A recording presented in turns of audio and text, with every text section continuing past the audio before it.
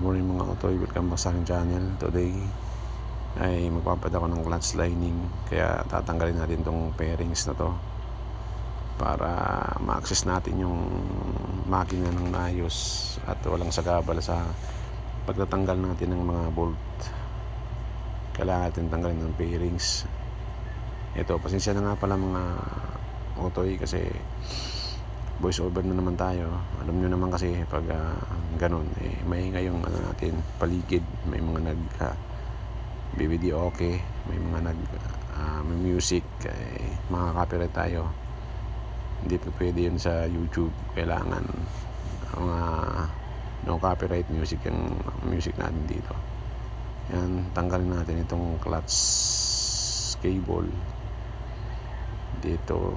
Ito lang ang tatanggalin natin. Ito sa kabila, yan, wag na natin tanggalin yun para hindi na mababago yung adjustment to sa reservoir ng ating coolant. Lagyan na natin ng ng tapon para hindi maubos yung natin reserva. Tapos tanggalin natin ito sa ilalim. Bali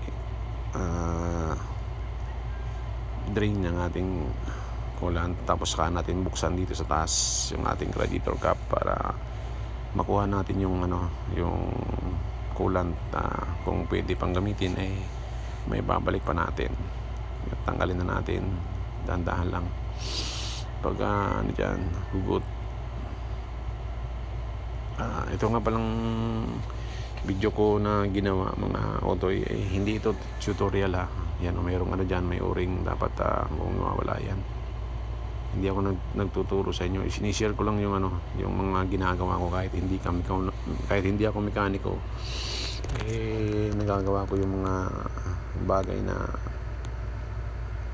mahirap sa iba. Ayan, dahil nga sa napapanood ko lang din sa mga video kaya Idol Suzuki Benz Work. Ayan ang pinaka-idol natin sa sa mga mekaniko, lalo na sa Raider Suzuki. Shout out kay Mr. Boss Suzuki Benz. Salamat sa mga inspirasyon na ibinibigay mo sa amin. Kahit pa paano natututo kami. Natuto ako dahil sa iyo, sa mga tutorial mo. Idol, itong live. Yan, papalitan ko na nga pala itong to. Ewan ko kung anong tawag dito. Papalitan natin yan kasi medyo mayroon ng kanal itong mga niya, pero mga clutch plate niya parang okay pa naman, pero may mga ng kaunti, may mga galos na kaunti. Palitan na lang din natin para mas maganda, kasi maglalagay tayo ng bagong clutch lining. Palitan na lang din natin siya kasi mayroon naman akong mabiling bago. Itong aking mga clutch hindi pa naman siya masyadong gastado, pero papalitan na rin natin kasi magbabalik na tayo ng lining. Ang bagong lining nga pala na made in Thailand. Saka iba yung niya, iba yung design ng mga groove niya parang ayan pansin nyo, iba yung design niya. Subukan natin to kung maganda. Pang Raider 150 nga pala to, pero pareho lang naman ng clutch lining ang Raider 150 at saka Raider 150 Fi. New design clutch plate, special for quick oil release to transmit more and increase the instant whatever. Ayan, pareho lang sila ng kapal. Ang babasahin ko lang to ng langis, ibababad ko lang. Tapos ito nga pala yung mga bagong clutch plate natin, pang Raider carb din yan. Ayan, matapos ko nabasa ng langis yung natin clutch lining, pwede na natin siyang ikabit. Yan yung bagong mga clutch plate, yung yung matalas dito sa labas, yung makinis dun sa loob. Alright mga otoy, hindi ako nagtuturo kasi para sa akin wala pa akong karapatan magturo kasi hindi naman ako experienced mechanic at saka hindi ako mechanic. Yan, ginagawa ko lang talaga yung mga bagay na kaya kong gawin.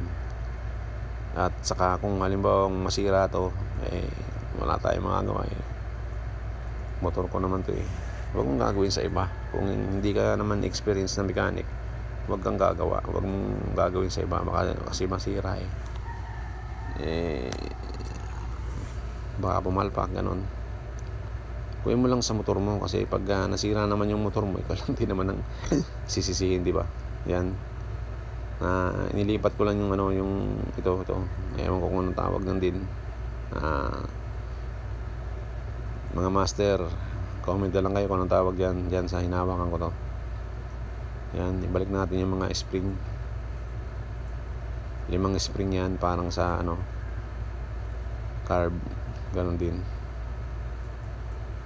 Hindi ako nagkakamali. Kinakamay ko muna kasi para pit na pit talaga dun sa trade yung mga tornilyo. Kasi pag medyo tumabingi yan, yari lost thread yan. Kaya nakakagalingan ko na baka naglalagay ng tornilyo, hindi ko dinidiretso. Kinakamay ko muna. Ayan. Nagpalit kasi ako ng clutch kasi gusto kong masubukan itong na curious lang ako dun sa design niya. Nakita ko lang siya sa online sa Lazada.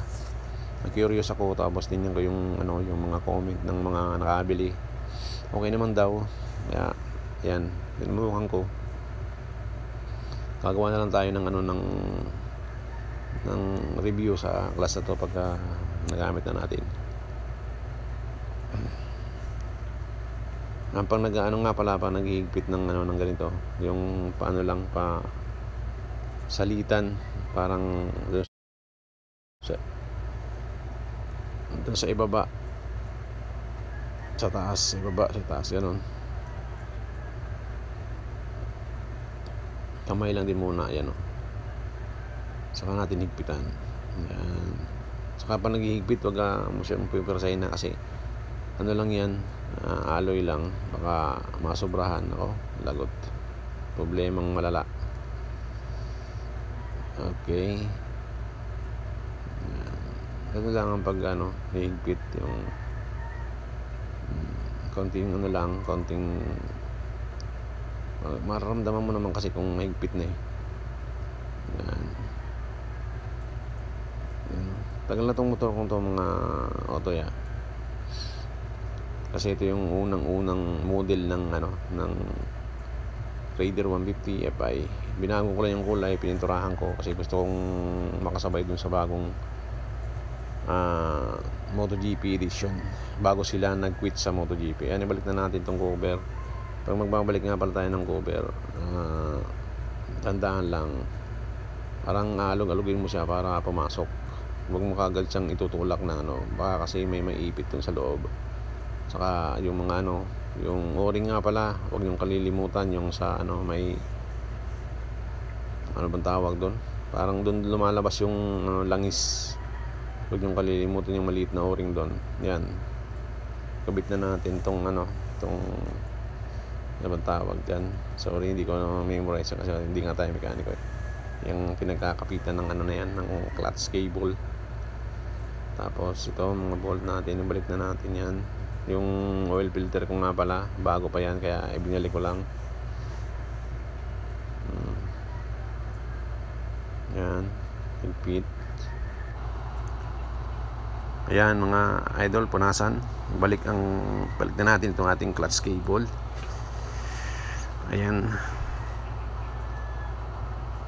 clutch arm, huwag kalilimutan. Tapos higpitan ng maayos para walang leak. Balik ang radiator hose.